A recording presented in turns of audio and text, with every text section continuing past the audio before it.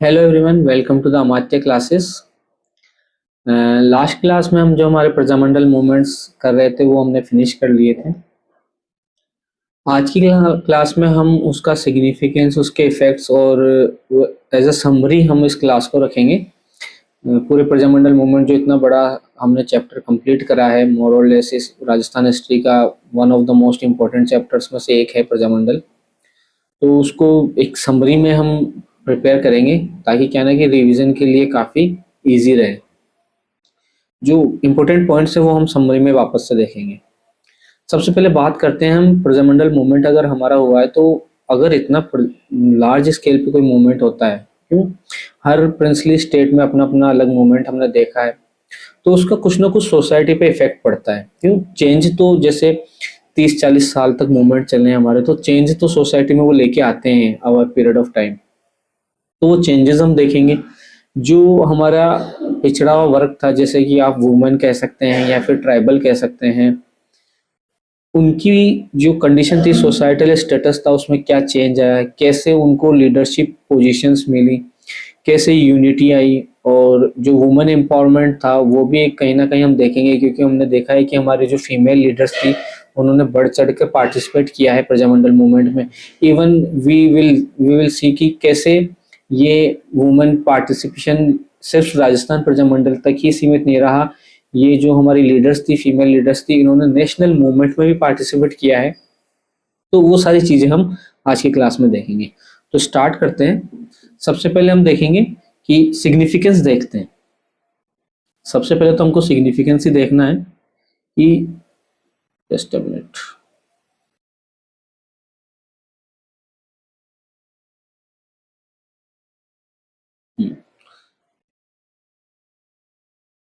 Significance. सबसे पहले तो सिग्निफिकेंस ही देखना है भाई, इसका क्या महत्व रहा हमारे लिए, क्या क्या चीजें चेंजेस करी इस मूवमेंट ने। तो अगर हम उसके सिग्निफिकेंस को डिवाइड करें तो इसको हम तीन जगह डिवाइड कर सकते हैं। पहला है पॉलिटिकल इम्पैक्ट।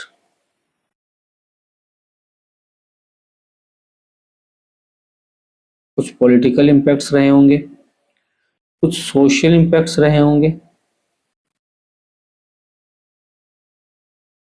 और कुछ रहे होंगे इसके इकोनॉमिक इम्पैक्ट्स।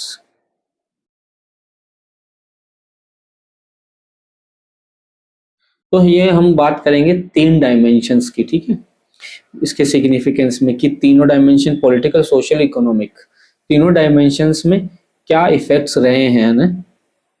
सबसे पहले बात करते हैं पॉलिटिकल इम्पैक्ट्स की।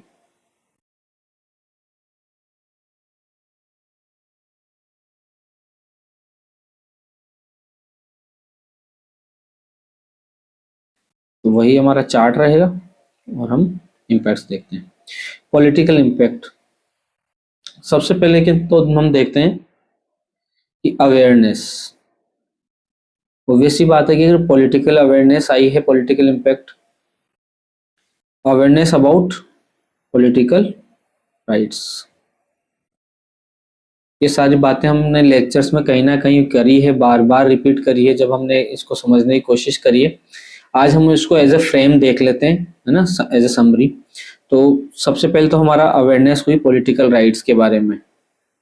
कैसे हुई पॉलिटिकल राइट्स के बारे में अवेयरनेस, कैसे मिली हमको? न्यूज़पेपर्स के थ्रू, ठीक है, बुक्स के थ्रू, जैसे कि एग्जाम्पल अग्निबाण, राजस्थानी लैंग्वेज में प्रिंट होता था अग्निबाण हमारा, ठीक है। नेक्स्ट देखते हैं हम अबोलिशन ऑफ मोनार्की। सामंती सिस्टम को समाप्त कर दिया था हमने, ठीक है। अबोलिशन ऑफ मोनार्की हुआ, एस्टेब्लिशमेंट ऑफ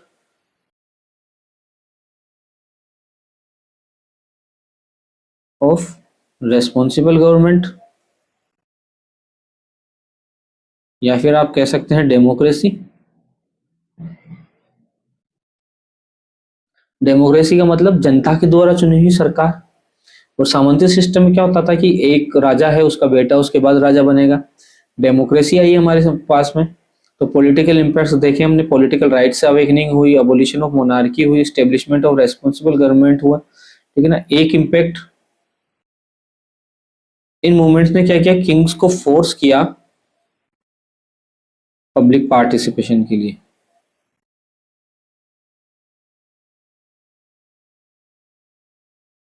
हम जब पढ़ रहे थे तो हमने देखा था कि जयपुर ऐसा पहला प्रजामंडल बना जिसने कैबिनेट के अंदर एक नॉन पॉलिटिकल पर्सन जो कि प्रजामंडल के एक लीडर थे उनको सम्मिलित किया था, तो पब्लिक पार्टिसिपेशन हुआ,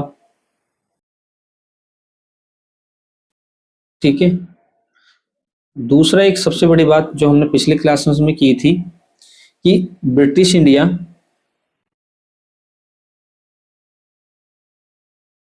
और जो प्रिंसली स्टेट थे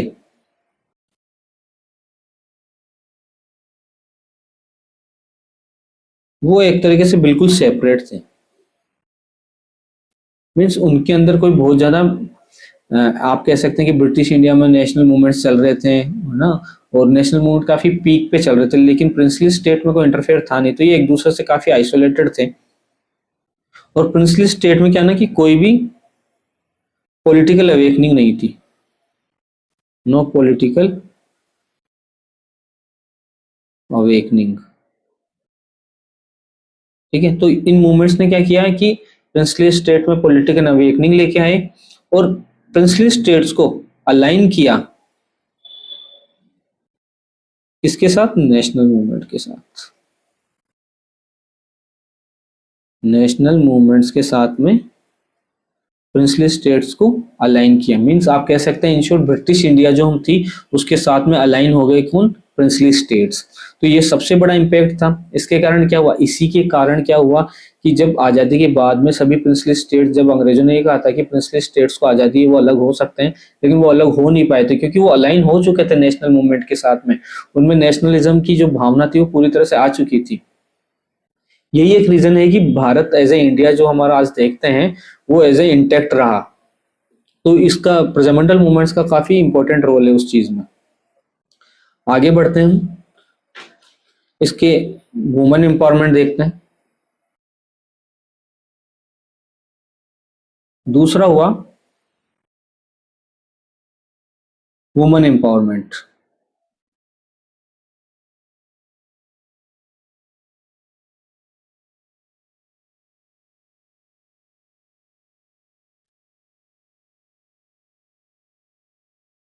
just a minute, women empowerment in total social impacts में देखते हैं इसको।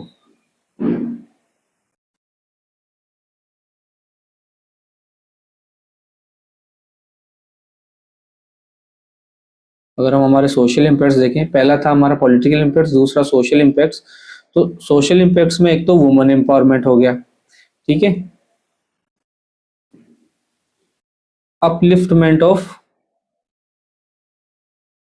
डाउन ट्रोडन,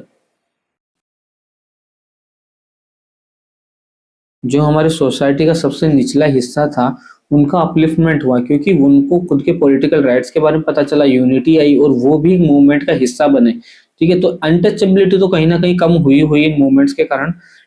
दूसरा अपलिफ्टमेंट भी हुआ उन लोगों का, जैसे कि हरिजन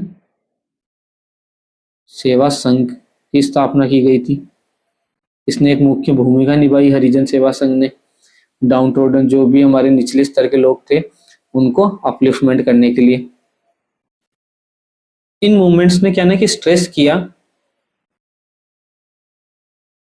स्ट्रेस्ड ऑन इक्वालिटी। इन्होंने कहा कि अनटचेबिलिटी खत्म होनी चाहिए और सभी लोग बराबर हैं, कोई भी क्षुद्र या दलित या फिर क्या ना अनटचेबल नहीं है। इसके लिए सिटीजन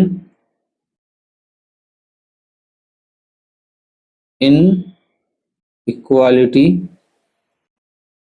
मूवमेंट चलाया गया, सिटीजन इन इक्वालिटी मूवमेंट, ठीक है, बाय बेरवा कम्युनिटी। बेरवा कम्युनिटी ने सिटीजन इनक्वालिटी मूवमेंट चलाया। कहाँ पे चलाया? ये चलाया उनियारा टोक में।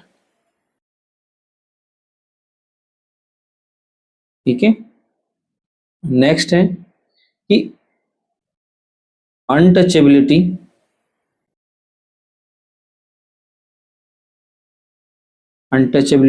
एलिमिनेशन यूनियन, इसकी स्थापना की गई। और इसकी स्थापना किसने करी थी? हरि नारायण शर्मा ने। कहाँ पे करी थी? अलवर में करी थी। तो ये मोटे मोटे हमारे सोशल इम्पैक्ट्स हैं। पहला अपलिफ्टमेंट हुआ जो हमारे डाउन ट्रोडन था, जैसे हरिजन सेवा संघ ने इसमें मुख्य भूमिका निभाई। इस मूवमेंट ने स्ट्रेस्ड ऑन इक्वालिटी किया। ठीक है, वुमेन एम्पावरमेंट हुआ। सिटीजन इनइक्वालिटी मूवमेंट चला बैरवा कम्युनिटी के द्वारा। ये एक एग्जाम्पल है। ठीक है, ऐसा नहीं है कि सिर्फ इसी के कारण हुआ, लेकिन एज ए एग्जाम्पल हम देखें तो सिटीजन इनइक्वालिटी मूवमेंट खुद उस कम्युनिटी के लोगों ने चलाया। अनटचेबिलिटी एलिमिनेशन यूनियन बनाई। ठीक है, अब हम देखते हैं तीसरा हमारा सोशल इकोनॉमिक इम्पैक्ट जो बच रहे हैं। इकोनॉमिक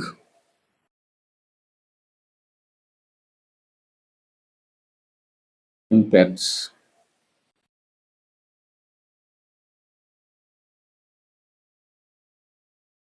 इकोनॉमिक इम्पैक्ट्स क्या हुआ है कि सबसे पहले तो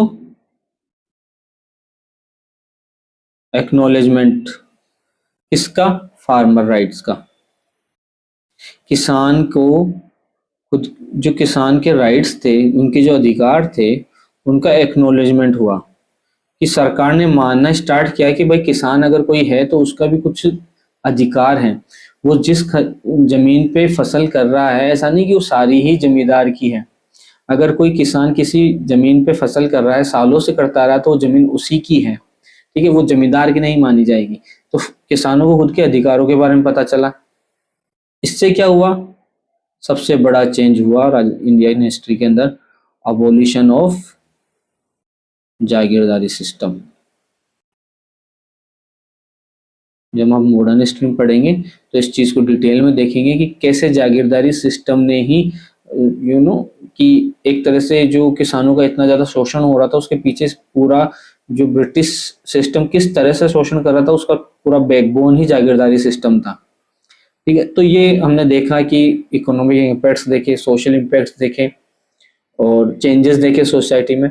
अब हम क्या करते हैं ना कि इस जो पूरा चैप्टर है उसकी एक समरी देखते हैं, क्विक समरी देखते हैं, जिससे क्या ना कि जल्दी से आप कभी फ्यूचर में उसको रिवाइज कर सकें। चलो समरी करते हैं कंप्लीट। ठीक है ना, एक एक प्रजामंडल मूवमेंट हम लेंगे और उनकी समरी प्रिपेयर करेंगे। सबसे पहले देखते हैं हम, जस्ट मिनट,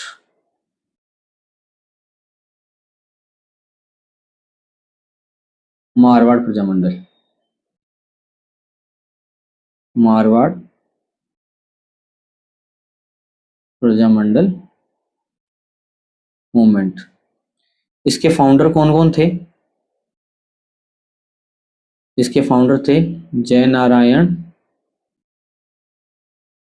व्यास। थोड़ा सा वो डार्क करते हैं इसको। जय नारायण व्यास, अभयमल जैन और पुरुषोत्तम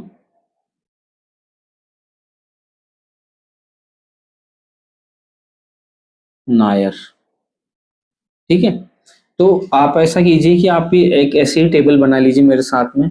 अगर कोई लीडर या फिर कोई नाम हमसे क्लासेस के टाइम पे मिस भी हो गया होगा, तो इस जो हम लिस्ट बनाएंगे इसके अंदर हम कंप्लीटली सब कुछ कवर करने वाले हैं। मारवाड़ प्रजामंडल 3 लीडर रहे, जय नारायण व्यास, अभयमल जैन, पुरुषोत्तम नायर। ठीक है, इन्होंने न्यूज़पेपर कौन सा स्टार्ट किया? अखंड भारत।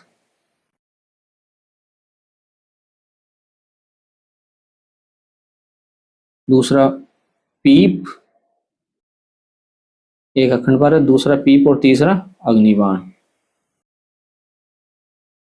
ठीक है, जिसमें से अग्निबाण काफी इंपॉर्टेंट रहने वाला है। तो ये 3 न्यूज़पेपर थे मारवाड़ प्रजामंडल के। कहाँ पे ये इसका फाउंडेशन कहाँ हुआ, स्टार्ट ये हुआ कहाँ पे, जोधपुर में। ठीक है, फर्स्ट सेशन कहाँ पे हुआ इसका, पुष्कर में, फर्स्ट सेशन। और इसका इंसिडेंट कौन सा है जो फेमस है, वो है डाबरा इंसिडेंट। डाबरा इंसिडेंट के में ये डाबरा इंसिडेंट इसी के दौरान हुआ था प्रजामंडल मूवमेंट के लिए, जो काफी फेमस रहा। दूसरा प्रजामंडल मूवमेंट, जयपुर प्रजामंडल। ठीक है, इसके फाउंडर थे कर्पूर चंद पाटनी। ठीक है, कहाँ पे इसकी जो फाउंडेशन प्लेस था वो क्या था, जयपुर। और कौन सा इंसिडेंट इसमें बहुत इंपॉर्टेंट है, वो है जेंटलमैन्स एग्रीमेंट।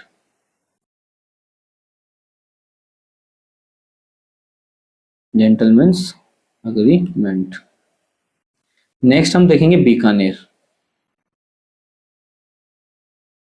चाहे तो आप इस तरह से एक टेबल बना लीजिए। ठीक है, देखते चलते हैं हम बीकानेर। बीकानेर के लीडर थे मघाराम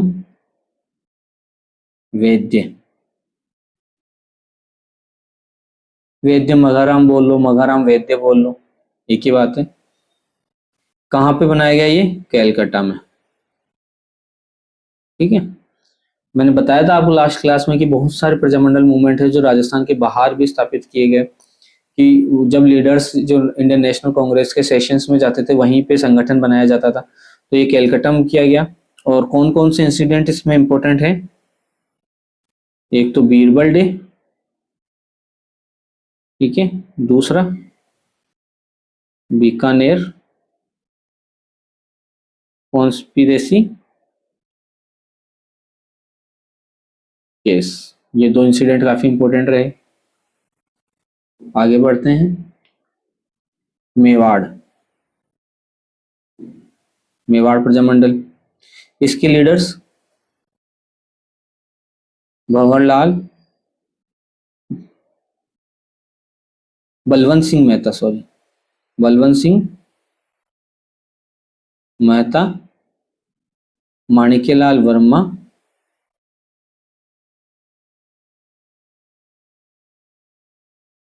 एंड भूरेलाल भाया। ठीक है, इन्होंने कौन सा न्यूज़पेपर निकाला, इन्होंने निकाला मेवाड़ प्रजामंडल पत्रिका।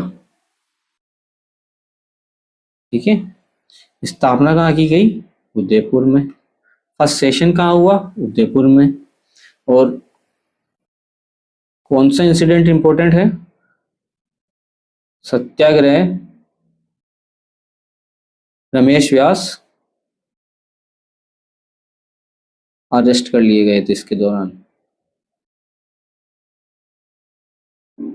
ये आप इसको सही कर लीजिए, सत्याग्रह, सत्याग्रह। ठीक है, रमेश व्यास को अरेस्ट कर लिया गया था। उसके बाद है शाहपुरा।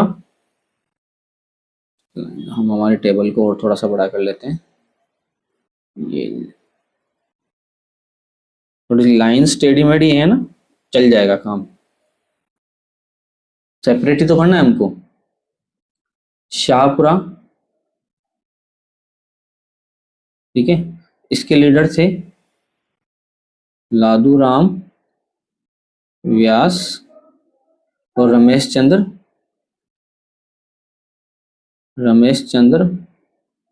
ओझा।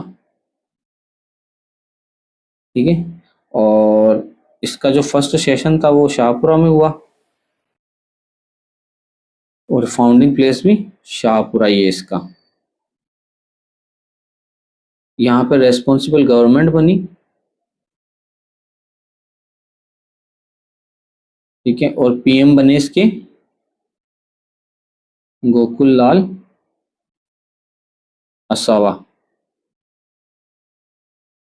आगे बढ़ते हैं, शाहपुरा के बाद में हम देखते हैं अलवर। अलवर प्रजामंडल मूवमेंट, इसके लीडर कौन थे? हरि नारायण शर्मा। और इसका जो फाउंडिंग प्लेस था वो अलवर ही था, अलवर में ही इसकी स्थापना करी गई थी सबसे पहले।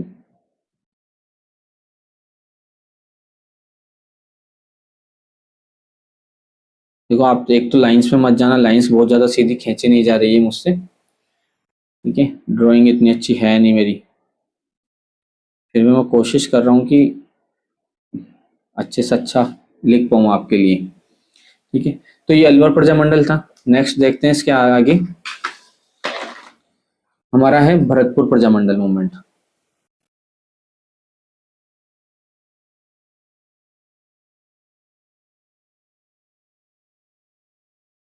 ठीक है, इसके लीडर थे जुगल किशोर चतुर्वेदी। ठीक है, और मास्टर आदित्येंद्र, ये थोड़ा सा टफ लगता है मुझे प्रोनाउंस करते टाइम पे, आदित्येंद्र, अजीब सा नाम है। और गोपीलाल यादव, ये तीन लीडर थे भरतपुर के। लास्ट क्लास में हमने देखा था, इनका न्यूज़पेपर था वो था वैभव नाम से, और इनका जो फाउंडिंग प्लेस था वो था रेवाड़ी।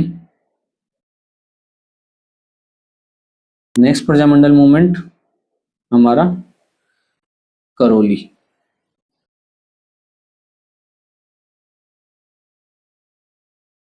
इसके लीडर थे त्रिलोक चंद्र माथुर। नेक्स्ट इसके थे दूसरे लीडर कुंवर मदन सिंह, ये इसके फाउंडिंग लीडर्स थे, और उसका फाउंडिंग प्लेस था करौली। नेक्स्ट है हमारा कोटा प्रजामंडल मूवमेंट। कोटा प्रजामंडल मूवमेंट के लीडर्स हैं नैनूराम शर्मा और अभिन्न हरि। लाइन्स हमारी छोटी पड़ जाती है बार बार, टेबल को हम फिर से एक्सटेंड कर लेते हैं। अभिन्न हरि हमारे लीडर बने। कहाँ पे स्थापना की करी गई थी इसकी? कोटा में। और इसका फर्स्ट सेशन जो हुआ था वो हुआ था मंगरोल में, ठीक है। और कौन सा इंसिडेंट इंपॉर्टेंट है वो हम देखते हैं। इंसिडेंट है Prajamandal captured city administration, means Prajamandal movement में क्या लीडर्स ने सिटी एडमिनिस्ट्रेशन था उसको कैप्चर कर लिया था। तो ये हो गया हमारा कोटा। नेक्स्ट है हमारा किशनगढ़।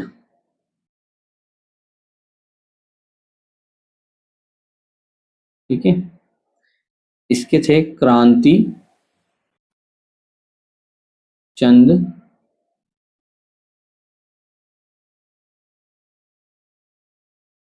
क्रांति चंद, और ये हुआ था हमारा किशनगढ़ में।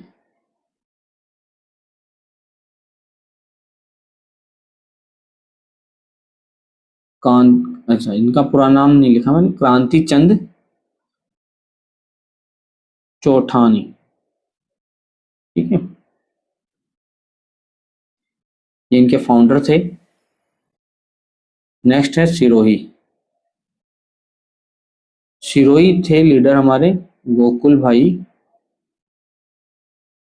भट्ट और वृद्धि शंकर त्रिवेदी, रुद्धि शंकर त्रिवेदी और गोकुल भाई भट्ट। इसकी स्थापना बॉम्बे। ये उसके बाद में है हमारा किशनगढ़, सॉरी किशनगढ़ हमने कर लिया, कुशालगढ़, आगे बढ़ाते हैं इसको भी, कुशालगढ़, ठीक है। इसके लीडर थे हमारे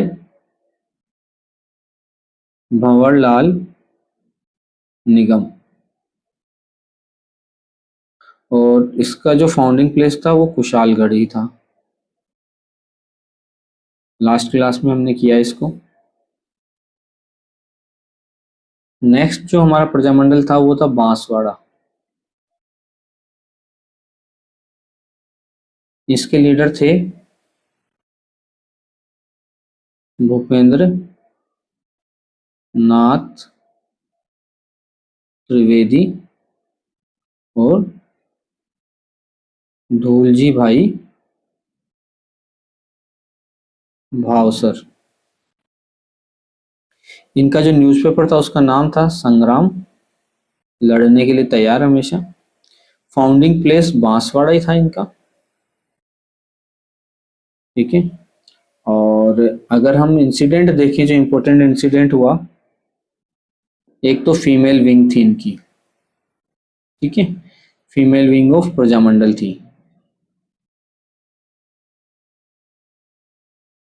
ये one and only Prajamandal movement है जहाँ पे अलग से फीमेल विंग है, ठीक है। और उसकी लीडर थी विजया बहन, इसको आप सही कर लेना, बहन, ठीक है। नेक्स्ट हम देखें तो हमारा है डूंगरपुर। डूंगरपुर प्रजामंडल, इसके लीडर थे हमारे भोगीलाल पांड्या। अच्छा, हम थोड़ा इसको स्पीड से इसलिए कर रहे हैं कि मोस्ट ऑफ चीजें हम ये सारी चीजें पढ़ ही चुके हैं ऑलरेडी, हमको एज अ समरी ही करना है। तो ये टेबल मैं आपको प्रिपेयर करा रहा हूँ, आप इसको मेरे साथ साथ में टेबल एक शॉर्ट नोट 2 पेज की बना लीजिए, जिससे क्या होना कि हर 5-10 दिन में आप इसको रिवाइज करना होगा, तो इस टेबल को अगर आपको 2 पेज पढ़ने होंगे और आपका चैप्टर एज ए तैयार हो जाएगा। तो ये भोगीलाल पांड्या और हरिदेव जोशी, हरिदेव जोशी दो लीडर थे, और इनका न्यूज़पेपर था सेवक। इस्टेब्लिश कहाँ हुआ था? ये डूंगरपुर में ही हुआ था। इंसिडेंट रास्तापाल और पूनावाड़ा। रास्तापाल हमने देखा ही था कि कैसे 2 टीचर्स को वहां पे मारा गया था, और एक कालीबाई भील थी, उन्होंने बचाने की कोशिश की थी। बूंदी प्रजामंडल देखते हैं। ऋषि दत्त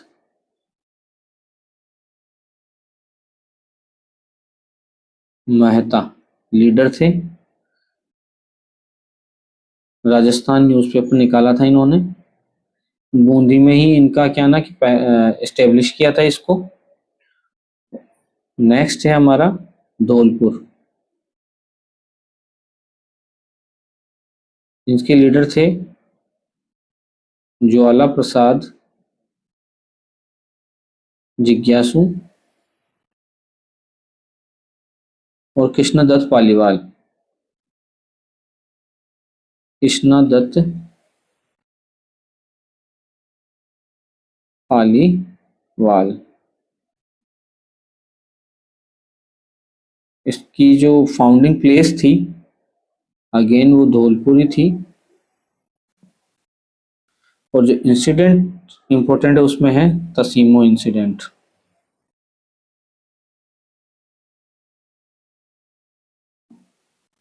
धौलपुर के बाद में नेक्स्ट है हमारा झालावाड़। इसके लीडर थे मांगीलाल भाव्या, इन्होंने यहाँ पे रेस्पॉन्सिबल गवर्नमेंट एस्टेब्लिश करी हरिश्चंद्र के अंडर में। किंग थे यहाँ के, किंग हरिश्चंद्र के अंडर में इन्होंने रेस्पॉन्सिबल गवर्नमेंट एस्टेब्लिश करी। नेक्स्ट है प्रतापगढ़। प्रतापगढ़ के लीडर हैं ठक्कर बप्पा एंड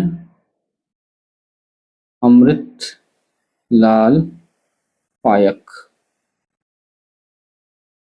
इसकी स्थापना इन्होंने प्रतापगढ़ में ही करी थी। लास्ट है हमारा जैसलमेर, इन्होंने कुछ नहीं किया, सिर्फ मजे ले रहे थे ये पूरे प्रजामंडल मूवमेंट में। जब उनका हुआ तो अपना भी हो जाएगा। मीठालाल व्यास लीडर थे और इसकी स्थापना जोधपुर में ही हुई थी। ठीक है, तो ये मोर और लेस हमने समरी कंप्लीट कर ली है इसकी, और ये प्रजामंडल मूवमेंट यहाँ पे हमारा कंप्लीट होता है।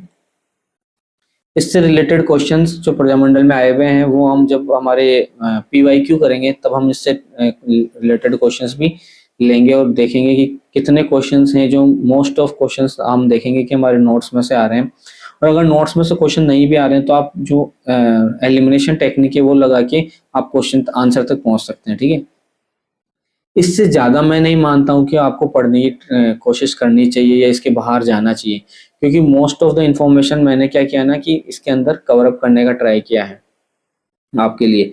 ये जो हमारे शॉर्ट नोट्स और जो लास्ट में हमने समरी टेबल बनाई है, ये अगर आप करेंगे तो अगर जैसे समरी टेबल से आप रिवाइज करते हैं तो मैक्सिमम 10 से 15 मिनट आपको चैप्टर को रिवाइज करने में लगेंगे। अभी हमने 15 मिनट में ऑलमोस्ट पूरी टेबल प्रिपेयर कर ली और उसको देख लिया पूरे चैप्टर को। इसी तरह से आप भी इसको टेबल प्रिपेयर करिए और इसको मल्टीपल टाइम रिवाइज कीजिए। थोड़ा सा टफ है क्योंकि बहुत सारे लीडर्स के नाम हैं, उनके न्यूज़पेपर हैं। मैं मानता हूँ कि इतना इजी नहीं है इस चैप्टर को क्या ना कंप्लीट करना, बट क्या ना कि इम्पोर्टेंट चैप्टर है हमारे एग्जाम पॉइंट ऑफ व्यू से। काफ़ी क्वेश्चंस आते हैं इससे, और मोर और लेस इन्हीं टॉपिक में से इन्हीं ये जो नाम है, न्यूज़पेपर है, लीडर है, प्रजामंडल एस्टेब्लिशमेंट ईयर है, इनमें से क्वेश्चन पूछे जाते हैं। तो कम से कम ये हमारी जो समरी टेबल हमने लास्ट क्लास में आज करी है, ये आपको है ना ऐसे बिल्कुल पिक्चर क्लियर होनी चाहिए। इतना अगर आप कर लोगे तो मैं नहीं मानता कि कोई जो एग्जाम्स में क्वेश्चन है वो रह जाएगा। ठीक है, so this is from my side. कल मिलते हैं एक नए चैप्टर और नई क्लास में। Thank you very much.